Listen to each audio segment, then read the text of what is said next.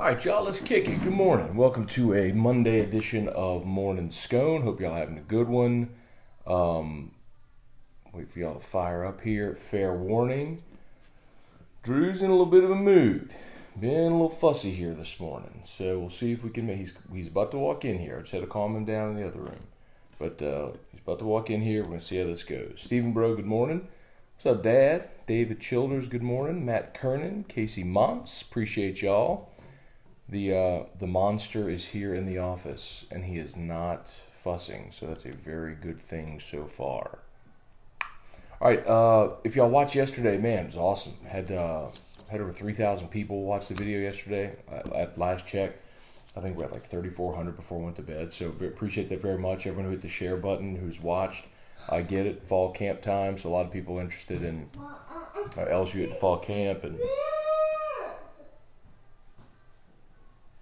the Saints in training camp, so we'll get to a lot of that stuff. Michael Moscona, good morning. Val, good morning. Brandon Rishu, Charlie Cavell, good morning, y'all. Craig, good morning. I may have to give him a scone. Scott, Aaron, good morning, y'all. Robert, y'all fire away if you got questions. Same as yesterday, we basically did all LSU open and fall camp yesterday. Day one of fall camp, and not much changed yesterday in day two. I think the questions everyone has right now pretty much are quarterback. So the rotation right now is McMillan's running first, Brennan's running second, Narcisse third, and then Burrow fourth.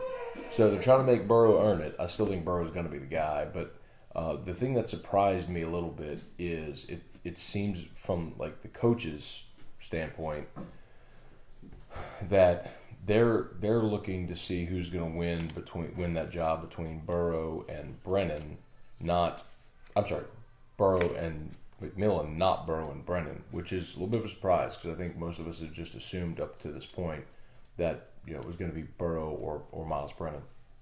Of course, Brennan was the backup last year to Etling, and that was so much of the conversation last year was about if Miles should have gotten meaningful reps then, and he's the guy of the future. Why not give him those reps now? So, see if I can just straighten this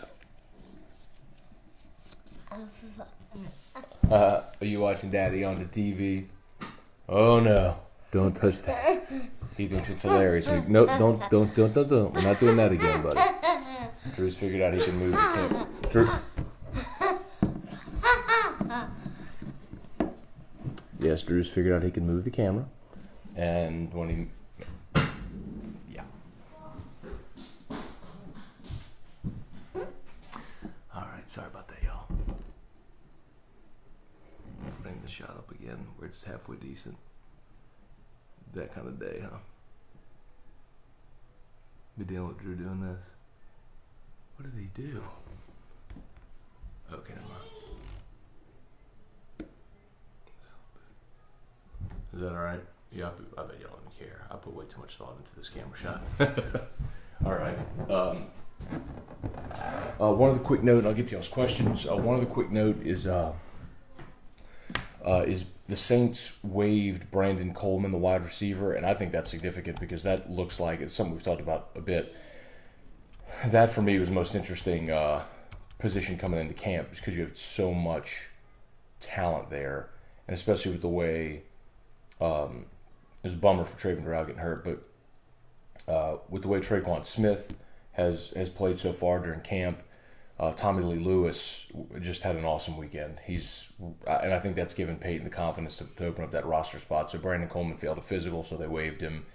Peyton left open the possibility of bringing Coleman back should there be an injury or something like that. But I mean, it's one of the reasons I love camp is we all went into this thing thinking that your five receivers were set, and now the guy who we all kind of hoped would be the next backup, and Traven Doral is hurt, and the guy who we thought was one of the five, and Brandon Coleman, has been waived. So you never know when they get on the practice field and start hashing it out. So let's see. Reginald Simmons, good morning.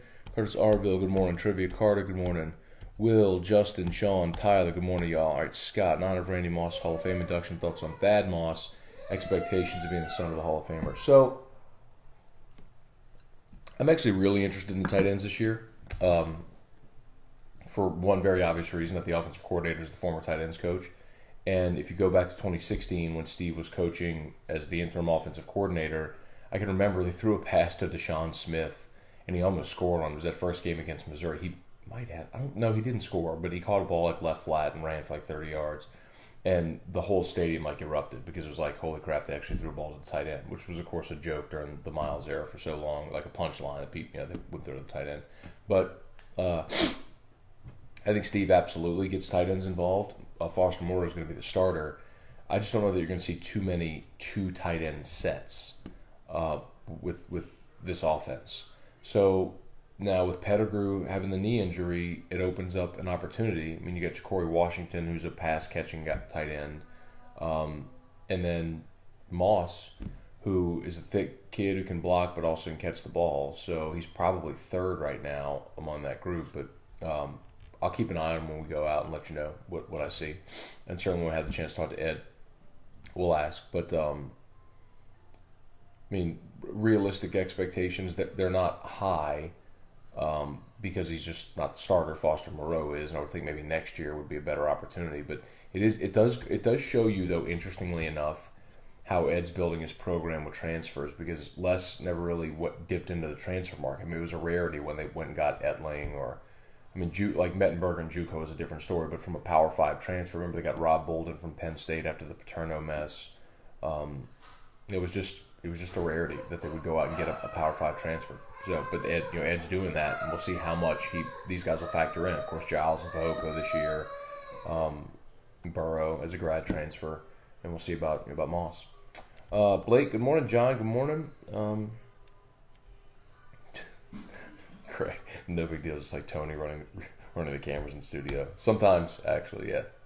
Mark, good morning. Morning Drew featuring Matt. It feels like it sometime. Tyler Jensen, good morning.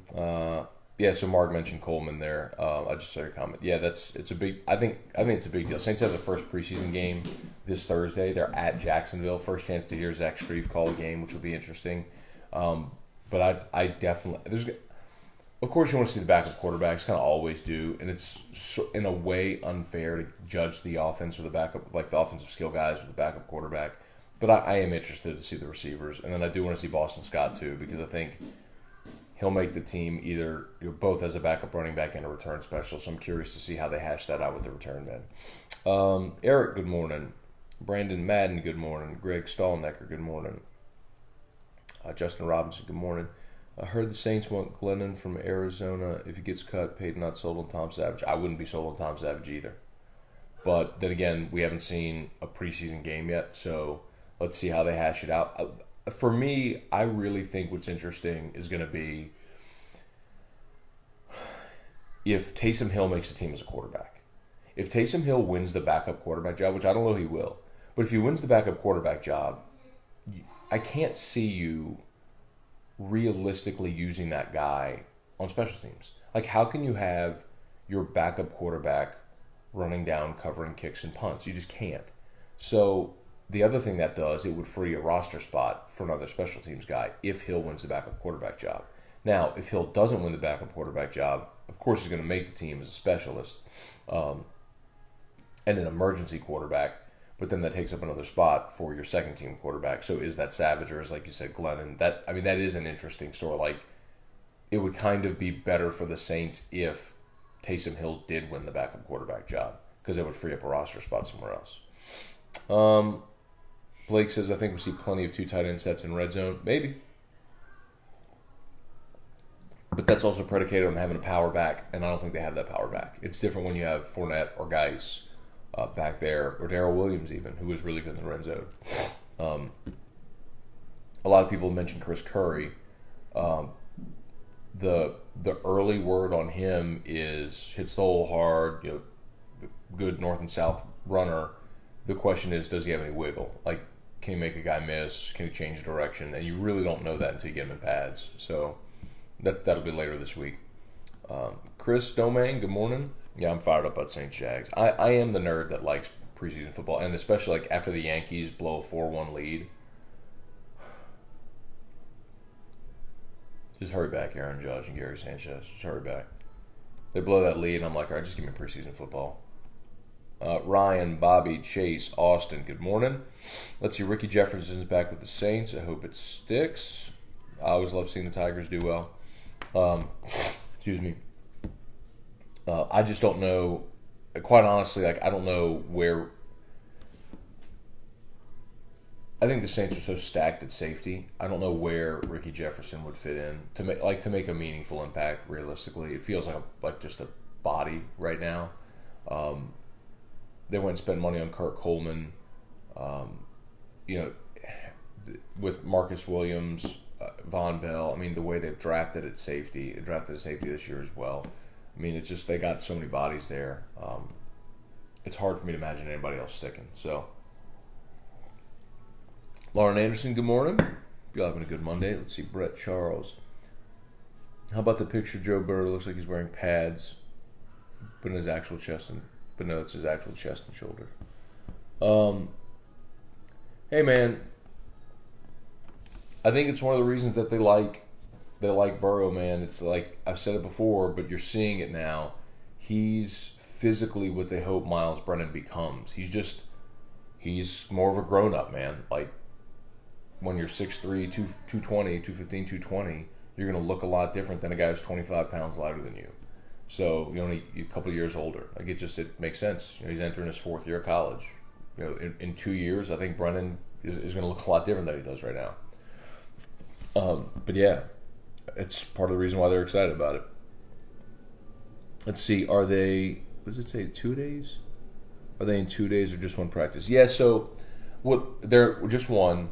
What Les used to do, I don't know, I keep saying it, but it's like when you had one way of seeing things for 12 years, 11, 12 years, whatever it was, like you kind of we all have to sort of adjust our collective consciousness, right? So Les would do veteran practice in the morning, and then in the afternoon for the first few days, they would bring freshmen in and then select veterans, kind of show freshmen what to do. So they'd do split squad workouts. Now everybody was still practicing just once, but they were doing split squad workouts until they would come and do the full team workouts. Hey, bud. But to answer your question, they're going just one practice, whole team now. Hi. You want to say hi? Do you want to say hi to everybody? Yeah. Say hi. Yeah. Yeah, what? Okay. You just sat on the floor. Okay. Let's see. Get to a few more, y'all. We're going to have to wrap up here in about 7 minutes, y'all, because I got to get out of here at 8 because we got 9 a.m. meeting downtown, so I'm going to need to wrap up. So we're going to go quick today.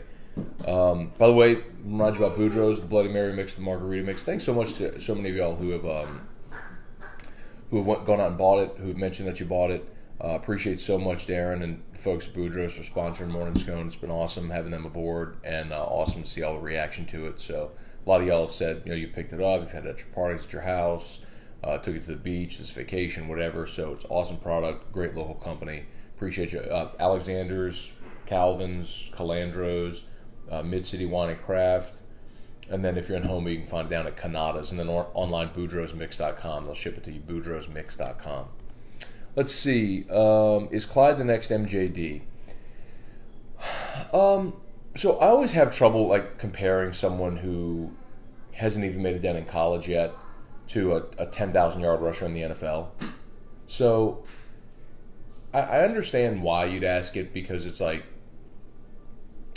you're looking at body style. I'll tell you there's similarities. Like when you think of MJD, the first thing I think people think of is the dude just had enormous legs, right? The enormous trunk. And Clyde has some of that going on. He's 5'8", 190 or whatever, but you look at him, at his thighs, he's big. And I saw him many times at Catholic push a pile. He would disappear into a pile, and the pile just keeps moving. The very important caveat there is to understand that you're talking about high school defenders. Can he push a pile of SEC defensive linemen that weigh 310? Probably not. I would think more. Hang on one second, yo. I'll give you a comp in just a second. Hang on.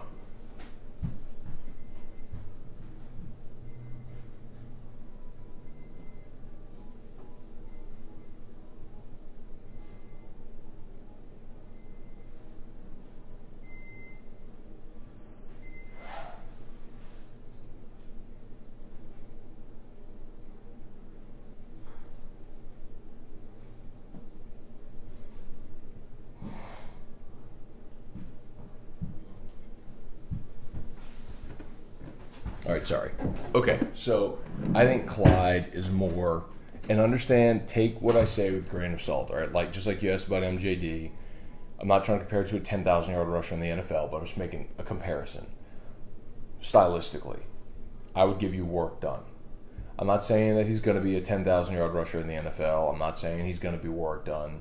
What I'm telling you is 5'8", deceptive power for someone that small, track speed, like elite track speed. Remember, work done in junior high was going to like international track competitions. And Clyde has track speed. He was a great sprinter at Catholic. Deceptive power, agility, make you miss ability is probably his greatest strength. And then he's got the track speed as well. I would say Warwick Dunn is a better comp for Clyde than MJD. Jones Drew had good speed. He could make you miss, but it felt like his power, his deceptive power, was kind of like the little low to the ground bowling ball. That's not Clyde. So I hope that makes sense. Jason Lambert, good morning. Donald Sanji, good morning. Chris Chandler, good morning. Chris Chandler, like the quarterback, Chris Chandler. Stephen Bro. Thoughts on Ohio State saying it'll take up to 14 days to reach a decision on Urban Meyer. They know their decision. At this point, they're just trying to find the best way to spin it, sell it, and get their ducks in a row moving forward. Calica! Oh, he's fired up. Man, like the I get Ohio State saying, "Hey, Jonathan Miller, good morning, Frank, good morning." I get Ohio State taking their time, but to throw an arbitrary number like 14 days is just absurd. At this point they know what they're going to do. Mimi's going to take you to the mall today. Yes, she is. You might see Papa's truck later. You might see that. He'll probably come home and see you during the day. Truck. I know you love Papa's truck. Okay, we'll see you later. It's crazy. What did y'all ask about? Ohio State. My guess is with Meyer, man, that he I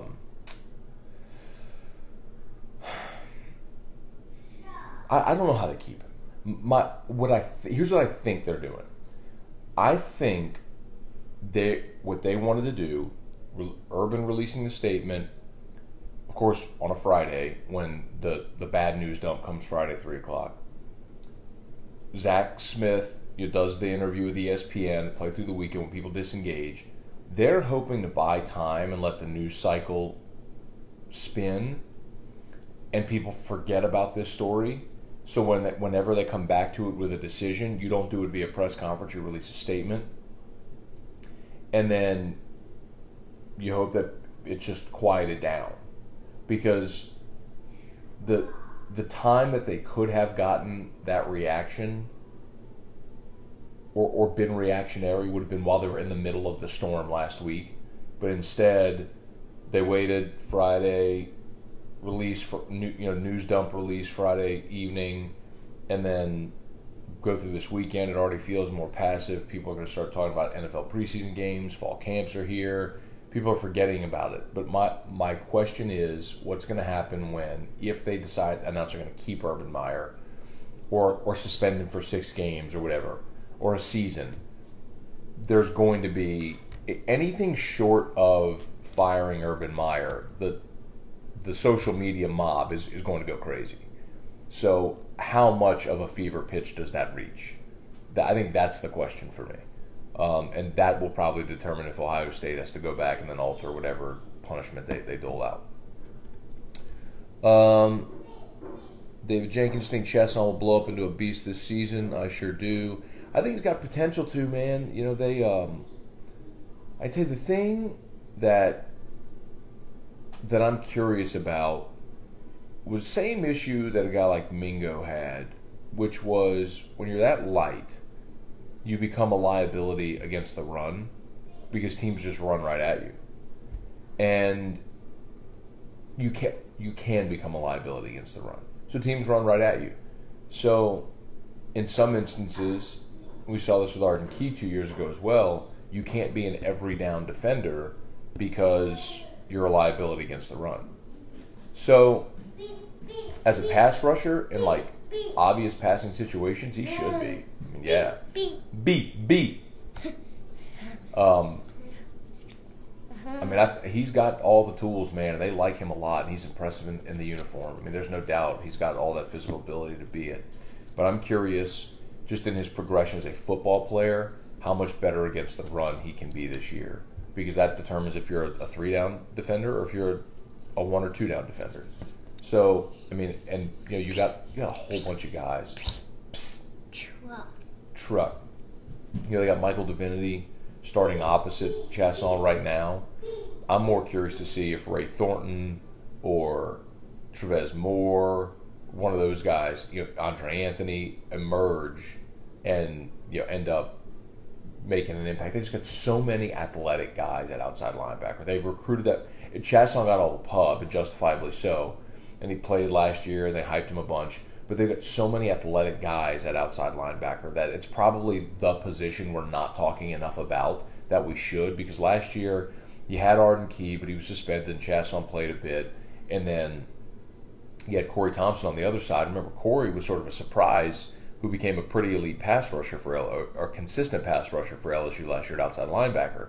Well, you lose Corey, so someone's going to take his spot, and you hope that Chasson elevates to the next level. But that's a position that, remember how Aranda described it last year with Arden? He said, when he's on the field, he changes the math, just changes the whole way that he approaches his defense. We need that guy, and you hope Chasson's that guy this year and emerges into that. But you're going to need somebody else also opposite him. So who that is that emerges, what that rotation looks like, I think is going to be fun to watch. Brandy, good morning. Randy Zaccaro, good morning. Jonathan Foro? Eusebio, Douglas. Hey, Doug Chapeton, what's up, man? B. We'll make an exception and allow a Jesuit guy in here, Doug. Craig Sanamaw, Paul Dykes, Jerry Delucky, Will Rabb. What's up, Will? How about Jalen Hurts? We didn't talk about that yesterday. I think, so obviously Jalen Hurts is peeved. For those that didn't see it, Jalen Hurts, the Bama quarterback, essentially said, it's done. I think people took the "it's done" part and meant that or interpreted that as it's done, like his time in Alabama's done. But in context of what he was saying, it was, the coaches hid me. They don't want me to talk about this. And it's essentially he felt that they could have avoided all of the off-season conversation, this being a talking point. He said, but now it's too late. It's done because it's a talking point what everybody's going to talk about. So, look, I don't think Hurts is transferring right now because he's going to play. He's going to play some. And if it doesn't work out, then transfer next year as a grad transfer senior and go play somewhere and try to win a title somewhere else. Or go to the NFL if he wants to do that. But I think it was overplayed. The interesting thing, though, is that for me, it was less what he said, but that he was willing to speak out. Because typically with Nick's teams, it's all about don't bring attention to yourself. You keep it on the down low, keep things in-house. He doesn't how many times in the past have you seen Alabama players air their dirty laundry in the media? It doesn't normally happen. It's rare. So it was interesting to me that Hurts felt empowered to do that, if that makes sense. Jerry, the clean-shaven Monday morning Matt. Good morning, Drew, Matt. Honestly, though, I'm not clean-shaven here. I shaved Saturday night, so this is about a day's growth, a little shadow. I had to do I emceed a charity event on Saturday night, so shaved for that, and I'm wearing glasses because I'm going Wednesday for a consultation for LASIK, and they said you got to wear. The doc told me wear glasses until then because something about your cornea needs to rest or blah blah whatever. some scientific thing that I don't understand. Anyway, so I got to wear glasses now to Wednesday just before I go for my consultation.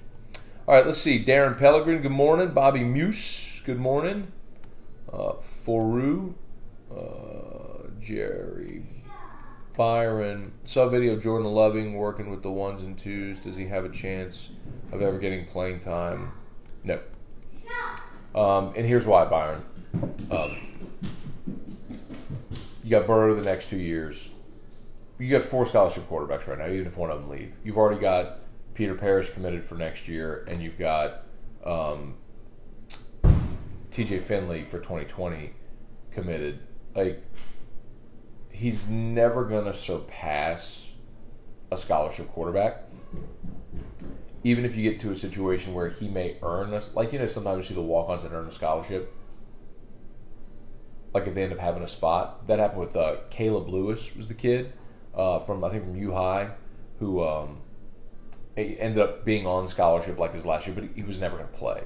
So I think for Loving, it was one of those situations where do you go to a smaller school and try to earn a shot to play and go play, wait your turn to play, or do you walk on at LSU, get to wear the uniform, get to practice with the team, get to be on the roster, and live that life, as a D1 football player, and for the home non-conference games, you get to dress and stand on the sideline, and for some kids, like they'd rather do that. Like if you realize that you don't have a future in football, for some it's good enough for them to say, hey, man, I was on the team, and who's to say that that's the right or the wrong way to do it? But but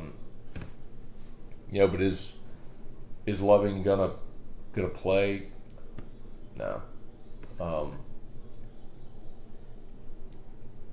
And I don't know what you saw with him working the ones and the twos. That's surprising because like I mentioned, I was at a charity event Saturday, and I had another family thing yesterday, so I didn't go. But I haven't heard anything about Loving taking meaningful reps at practice. So let's see if we can get 1 or 2 more before we wrap this thing up. TJ, in your opinion, who'll be the starter? It's going to be Joe Burrow. Like, barring injury or, he's got flu that morning. Hey, he's in the bedroom. Yeah. He locked himself in. It'll be Burrow. Jerry, seen the video of Drake Davis. Looks like a man among boys. Man, I mentioned that yesterday on Twitter. It's to look at Drake and to look at D. Anderson and to think that they're not getting anything out of those guys is mind-boggling. But it goes to show it's why they hired Jerry Sullivan, because they have all these guys that are physical freaks that they recruited, these 6'3", 6'4", 6'5" guys that are 210, 220, 230, and Russell Gage ends up playing last year. And it's no disrespect to Russell Gage, right? He played really hard and got himself drafted, and good for him. But Russell Gage is about 5'11" and 175 pounds. The fact that he's playing and not Drake Davis, who's 6'3", 220, and runs like a damn gazelle. Like, there's something wrong there. And it's because they hired recruiters to be the receivers coach. Damian Craig, they hired Mickey Joseph. They hired guys to recruit that couldn't coach the position. So that's why they brought in Sullivan, was to hope that he can teach them the nuances of playing receiver, how to get off a jam against an SEC corner, how to get in and out of your cuts clean, how to catch the ball. There's too much inconsistency with those guys. So, I mean, that's why Jerry Sullivan's there, is to make those guys better. And now you've got this really talented young core because you got Jamar Chase in, you got Terrace Marshall in, you got Jarrett Jenkins in, Kenan Jones. I mean, you just signed probably the best wide receiver class in the country. Like, maximize those guys. Hey, Mimi's here? Nini. Okay. What's up, Coach Ken? Whitney Bro, good morning. Troy, good morning. Jamie Leday, good morning. All right, let me wrap this up, y'all. I got to get downtown for a meeting, and I got to get Drew off to Mimi's house. So remember Boudreaux's, the Bloody Mary mix, and the Margarita mix, and I'll remind you as always, with the Margarita mix, it does come with a warning. This product will make you temporarily popular, funny, and good looking. So if you want to be temporarily popular, funny, and good looking, try the margarita mix from Boudreaux's or the Bloody Mary mix. In the meantime, y'all have an awesome day. We'll see you tomorrow for Morning Scone and today on AFR. Later.